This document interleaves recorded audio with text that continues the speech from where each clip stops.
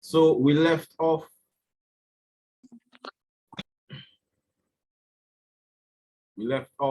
looking at the tracking, which is essentially the easy way to say the adjusting the space between your characters.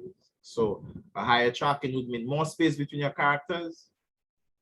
A lower tracking would mean less space between your characters. So straightforward enough. And again, you can do it selectively. So you can put a high tracking some places, a low tracking other places. Right? Or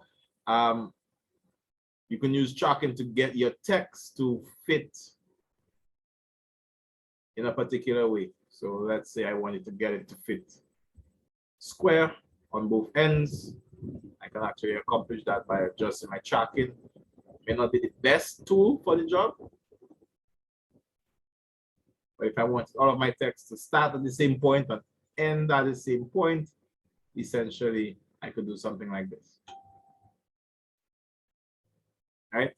And again, notice once you have multiple values, and you don't have anything selected, the character panel will show a blank value indicating that there are multiple values used in that layer. All right. The default setting is 0, which sets the default for all text. All right. Now you have your text height and your text width, right? In other words, you can scale your text horizontally or vertically. And essentially, they say scale, I like to refer to that as stretching, right? And we seldom ever stretch because we want like to keep things in proportion. But whenever we stretch, and let me not use the text box for that. Actually, let me demonstrate how that will work, right? So let's get to our layers panel, and I want let's get the freeform text. So typically you might think that if you want to stretch the text, right, or vertically increase the size, vertically scale or horizontally scale, you can just click and drag, right? And yes, you can. In Photoshop CC19, you have to hold down Shift to allow you to scale in one way and not both ways at once. So if you scale it and you notice it's increasing the height and the width together and you just want to increase one, hold down Shift while you're scaling and that will allow you to increase just the height or just the width. Now, we never recommend you scale text like this. Why? Again, because if we're talking about non-destructive editing, if we scale the text like that, look at the values within the character panel. They're still at 100%. How do we get it back to exactly default? We don't know what default is. We can guess and say, well, default looks like that, but we can never be 100% sure. All right. So if you want to scale up your text, and you may want to come back to the original, and you might always want to come back to the original. A better option is to use the scale values here. So if I wanted to scale it up 2 times, I increase, so vertically 2 times, I increase the value here from 100 to 200%. And that will make it twice as tall. Notice the lines are now sticking together. So the next thing I might want to do is increase the tracking, meaning the space between the lines, so that they fit better. And you could tweak it to get it just as you need. Let's increase it a little bit more, so we can get at least a defined space between our characters. Go. All right. Here we go. Now, if you wanted to make it thinner again, so this time we're vertically scaling, but we're not increasing it, we're decreasing it. So we're decreasing by half, we're changing that 100 to 50%, and it will squeeze it in a little bit more, 50%. All right. The advantage of doing it that way is we know that we can always come back to our default size, meaning our default ratio in terms of height to width, right? by setting it back to 100% and 100%. If we just stretch using the mouse, click and drag, we will not be able to do that, right? We will actually be resorting to our best guess if we ever trying to revert back to our original size, right? And then with line height, we can just set it back to auto. All right, so that is how you would ideally horizontally and vertically scale text. And again, you could do it selectively, so you can scale just one part of it or one set of characters. All right, and let's increase the tracking of that to 300 as well.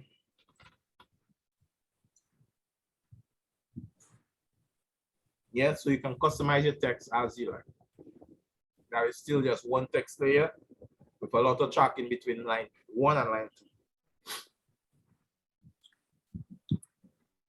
Everybody good so far? Any questions?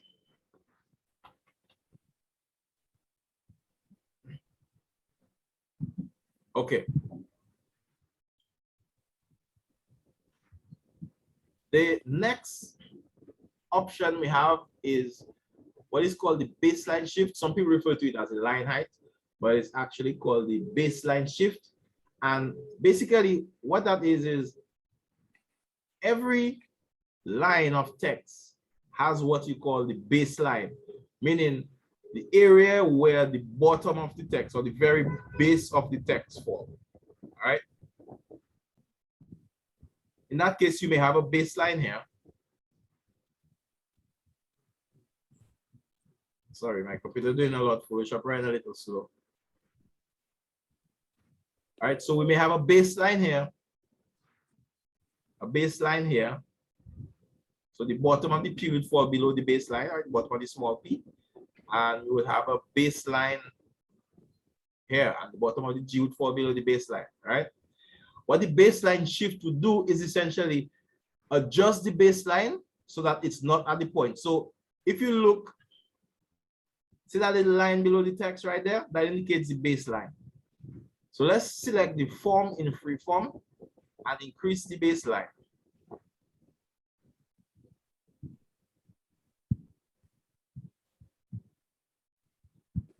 Let's make it 25.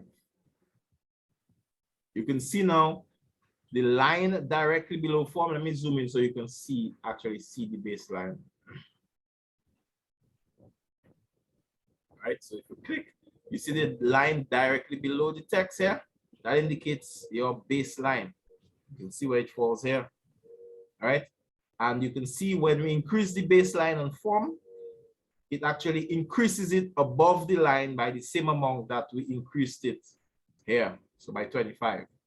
We can also move the baseline lower, so we can make it a negative value. So like negative 25 would shift it again 25 point below the current line. Let's move those rectangles so we can see it better.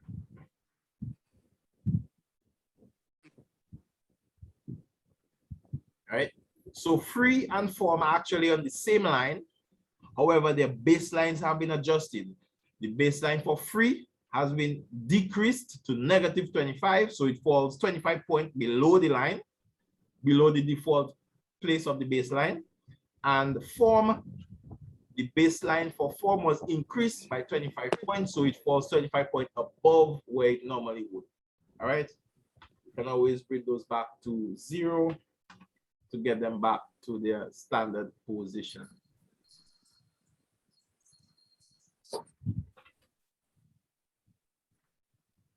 We already know what the color does, and let's show that even better. Let's switch back to our original layer, which has multiple colors. All right, and the color enables you to change the color of your text. So you select the text or not to adjust the whole layer, and then click to change your text color, right? The text color. I just realized what we're moving on to now, it's best to not use this text because of its fanciness. Notice some characters small, some characters big. So I'm going to again jump back to like freeform text, or rather, let's use it, but change the font. So we're gonna get a more standard font. Let us use, let's go with Helvetica. Let's go with Myriad.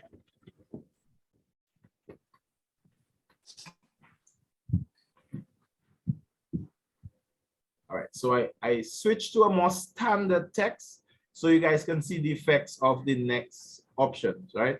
So this is Myriad headline. And again, you have different versions, different options for that font. You have headline, sketch, tilt, semi-bold. We're using headline, which is the boldest version of it for now. All right. Okay. And we're looking at these options at the bottom of our character panel here. Right? Some of you may be familiar with them, some of them may be new. This very first one here. Can anybody tell me what this is? You've used it before? The tooltip says 4 bold. That's the name of it, 4 bold. And essentially, if a type layer or text does not have a bold option, but you want to get it bolder, right? You could actually just select the areas, the text that you want to get bolder, click that button to apply the 4 bold. Anybody can tell me what 4 bold means? Why is 4? F-A-U-X? False. False, right.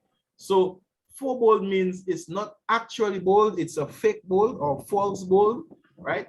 That actually mimics what bold does. So it's not the same as selecting the bold option for the text, but clicking on this option, Photoshop basically just adds more body to whatever text you have selected to make it appear bolder. All right. You do have some limitations with that, and I'll explain what it is. But the main limitation is your text wrapping. We'll get to that in a little bit. All right. You cannot use text wrapping and 4 bold together. The next option is 4 italic. And again, sometimes you want to get some text italic or italicized, but the font options do not have the option for italics, right? So you can use the 4 italic to get that tilt, as you can see here, right? It is not the actual italic that the text would be if it had an italic option, but Photoshop essentially just mimics the italic and tilts the top of the text forward so that you get the italic look. Everybody see that? So 4 bold and 4 italic for emergency option. It is always recommended if you have a bold option and an italic option here to use them instead of 4 bold and italic. Okay, so these are your last resort bold and italic options. All right. Can anybody tell me what that next one is? Caps. All caps. So if you had a bunch of text that you wanted to make all caps, you could again select the text I wanted to make caps and simply click on the all caps button, and it will convert all of your text to caps. If you do not have anything selected, right, and you click on the all caps button, what will happen is it will make all of the text in the layer all caps. Cool?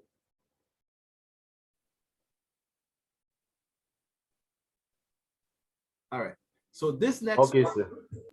all right. This next one is small caps. And again, it's similar to all caps, but it makes a distinction between your capital letters and your small letters. So small caps will keep your capital letters as caps.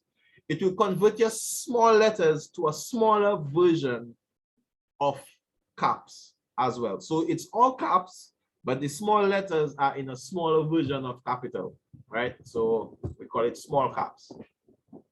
Cool. The next option, can anybody tell me when you would use this one?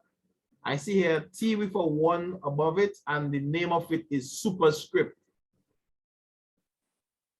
When would you use the Superscript?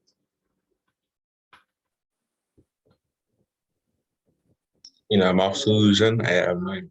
In a maths equation, yes. or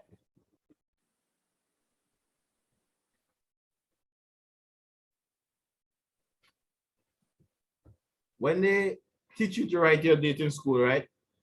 After the 29th, you would put a TH, yes?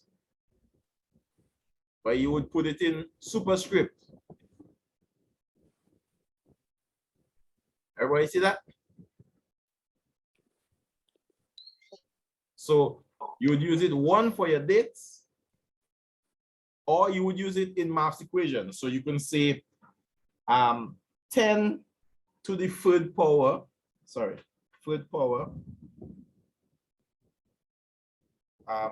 multiplied by 2. So let's illustrate that. We would say 10 to the third power multiplied by 2. All right, that is how we would use your superscript.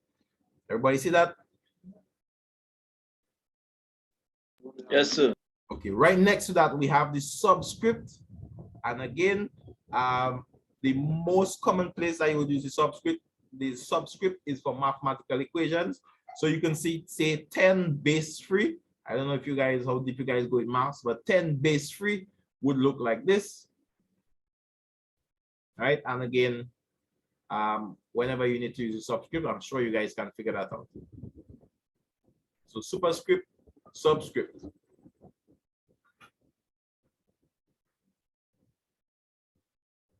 The next option we have is underline text, right? And that is straightforward. It essentially puts a line under your text. Everybody should be familiar with that already, right? And you have the option to do strike through.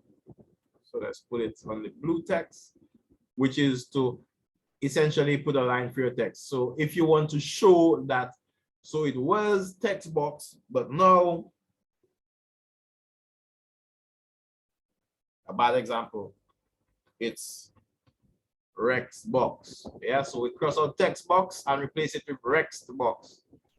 I don't know when you want to use that, but if you ever need to show that you cross out something or the user strike through, that is how we would do it. Well, that is one way to do it. You could also use a rectangle or line to manually draw it through your text. Yeah. All right.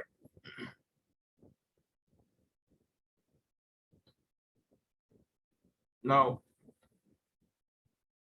depends on the text you're using, right? You're gonna have different options, but we're actually not gonna go through that today because these options are not really included in your in your ACA exam. But you do have options to use different glyphs, different character pieces or character elements in your designs. But you have to have a font that supports it. And I cannot think of any right now off the top of my head. So we're gonna leave that alone. But you guys can feel free to experiment with it as you need. Okay. Down here we have the essentially the language dictionary for your spell check. So when you run your spell check,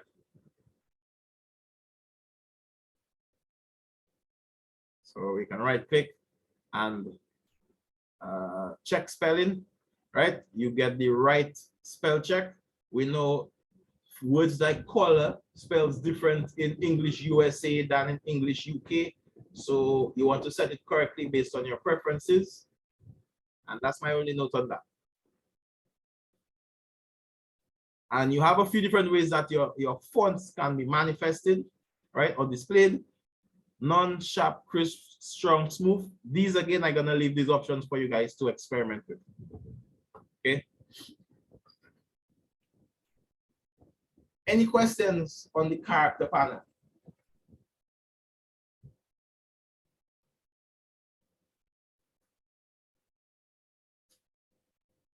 No, we are good, right? Great. Okay, let's move on to our next panel. Let's get that out of here. Let's disable all of those options here.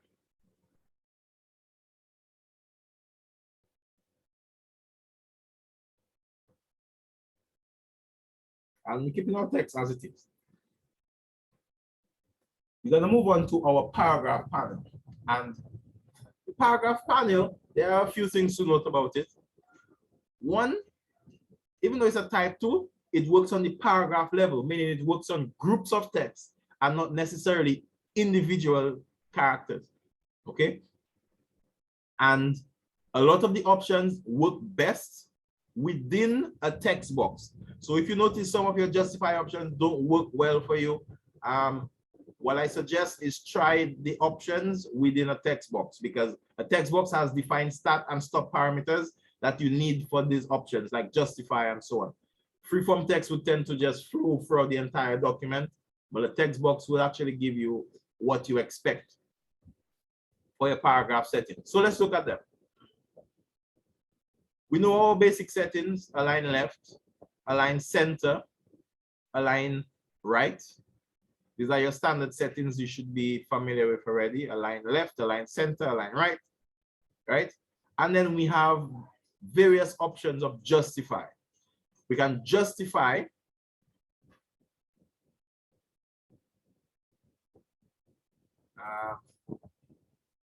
that text box should be.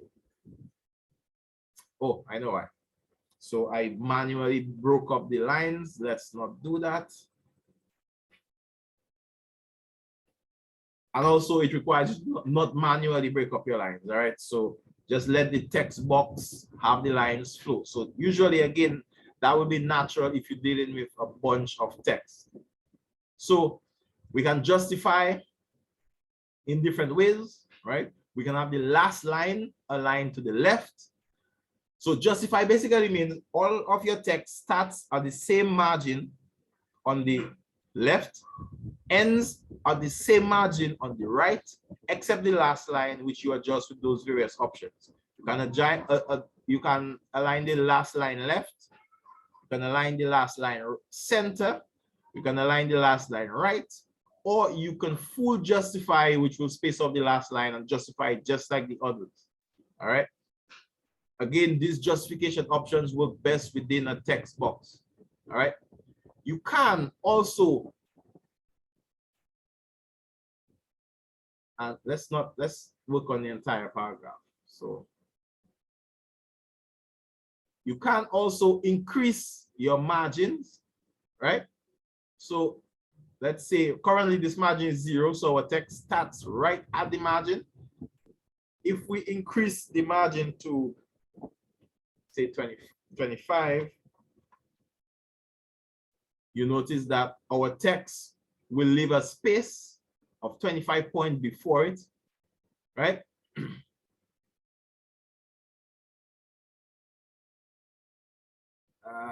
Sorry, my Photoshop is responding a little bit slower, right? Than I expected to. All right, right. So you can see if you increase the left margin side, then your text would fall whatever distance you set away from the margin. You could do the same on the right. So let's increase the right 50 pixels as well, 50 points, sorry. So you can see the text stays 50 points away from both margins. We can also indent. I know usually people don't indent much anymore, but when you were in primary school, high school, they were teaching us to type letters. You would indent the first line or the first line of your paragraph, right? So let's bring those back, 0. But you would indent the first line of your paragraphs. And if you wanted to configure automatic indentation, you would essentially configure that right here, right? Let's make a 150 in that, right? Everybody see that? We can also add a space before paragraph or after paragraph, which is the same as saying top and bottom margins, or almost the same as saying top and bottom margins. So let's increase all of our margins to 50 points. Let's start with our top. We add a 50-point space above our paragraph, which effectively gives us, sorry, a minute. Okay, for that you need multiple paragraphs. So if we press enter to go down to the next line, make our text box bigger.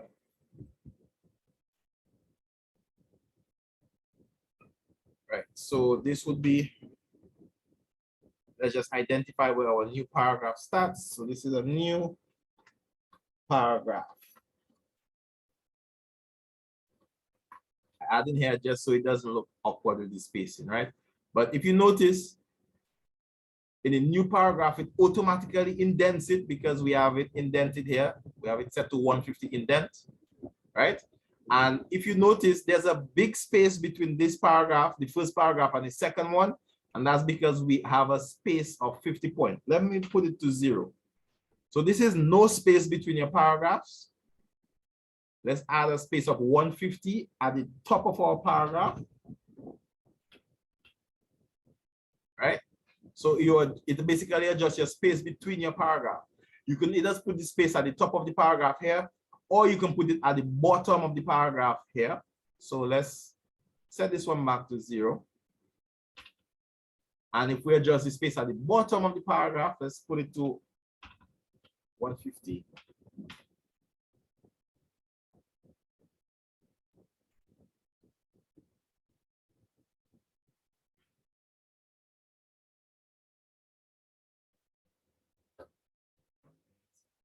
So the paragraph, right. So if you notice, we have that space here, but that space is actually not, hold on 1 minute. Sorry. Let me just reset all of my settings so we can see clearly. You take off the indent.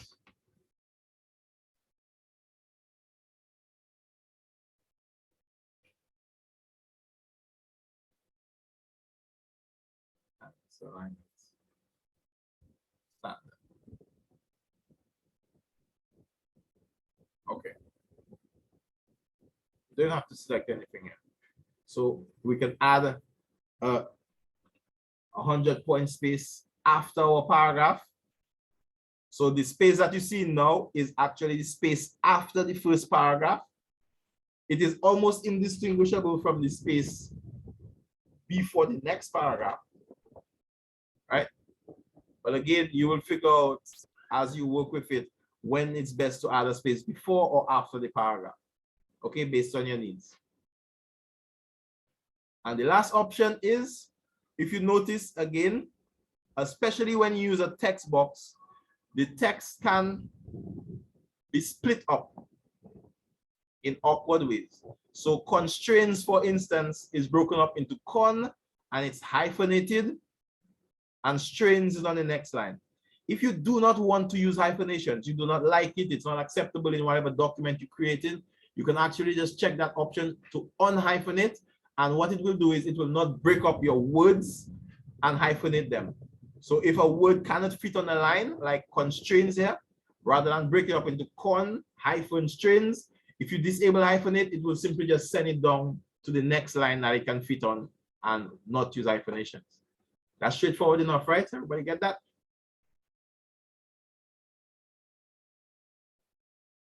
Yes, sir. All right. Yes, sir. Cool. Any questions on the paragraph panel? Or the character at this point? Character or paragraph?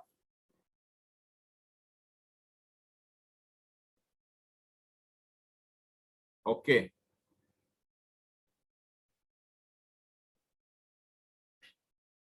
All right, I'm assuming we're all good. Let us move on. The last panel that we're going to look at is your glyphs. And we're not going to spend too much time on glyphs because it's pretty straightforward, right? But the glyphs essentially enable you to add a number of additional characters that your keyboard may not display to your document, right? So let's say, for instance, we would type in a document in French. And sorry, I don't know French. I'm not going to type any French.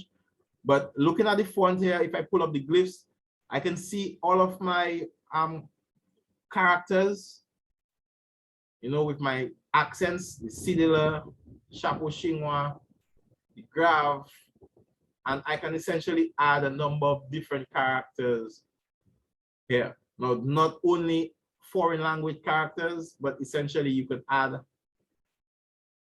different characters like copyright symbols, registered symbols, trademark symbols. You can also add different Roman characters, symbols.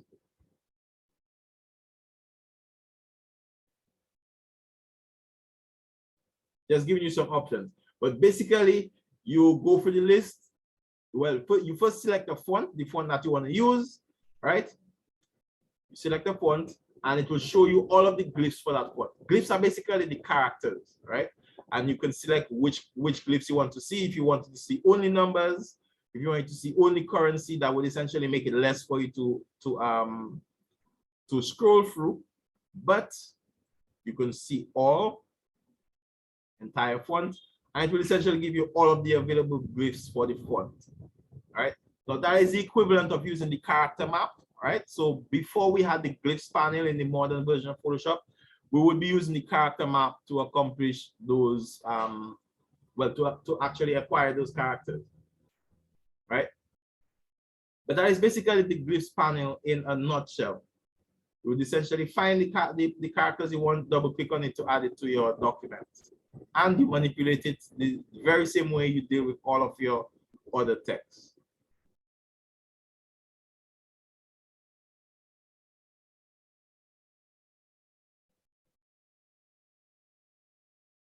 Any questions on the glyph panel?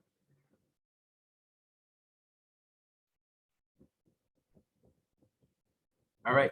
So today we've pretty much covered our, one last thing. We're not gonna spend too much time on it, but it's a really neat tool that we use mainly with our freeform text. So let me pull up my freeform text layer. Right. I'm gonna simplify it, just call it freeform text. And you can wrap your text, right? Text wrapping is very simple. If you have your type tool selected and you go to your options bar, you have this option here. What I want to do is make my text full bold first. So you can see it's full bold. And if I try to wrap it, first thing that's going to happen is it's going to give me an error because I cannot wrap using full bold. So I have to remove full bold. Okay. And I'm going to do this dialog that allows me to wrap my text or bend my text in different ways. Now, I'm not going to go through that in detail. I'm going to leave the text wrapping for you guys to play with and look at. You have quite a number of options available, right? So I just want you guys to... So show me wrapping again. Show me again the wrapping again. So if you have any text layer, right? You select the layer. First of all, you want to apply the wrapping to. Then you click on the type tool. And in the options bar at the top, you have the text wrapping button right there. See it? Yeah, I see that. Click on it. Again, let me just take off the full bold so it doesn't give us that error. And we can click to wrap text.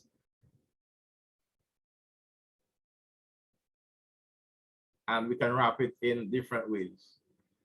So the different wrapping options I'm gonna leave for you guys to go through. They're pretty straightforward, not much configuration options. You just adjust the bend, the horizontal and vertical distribution, and distortion. And yeah, essentially that's it. So that is it on the type tool. I want you guys to go ahead and practice it. You guys ready for additional homework? I know we haven't looked at the last one yet. I will take some time to look at it and we'll probably go through it. But for homework,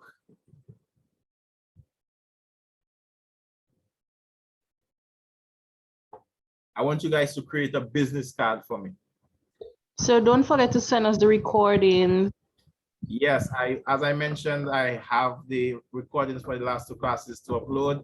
I have not had a chance yet. I will try to do that after class today. Okay. As soon as I upload it, you will know. Okay. All right, guys. Any questions? We have less than a minute. Let me go through and make sure I got everybody on the attendance. So you can repeat the homework. So yes, for homework, I want you to create a business card. You can either use a real or imagined business, right? But essentially, I waited till we cover the type 2 because the important aspect of your business card is essentially your type, right? Your text.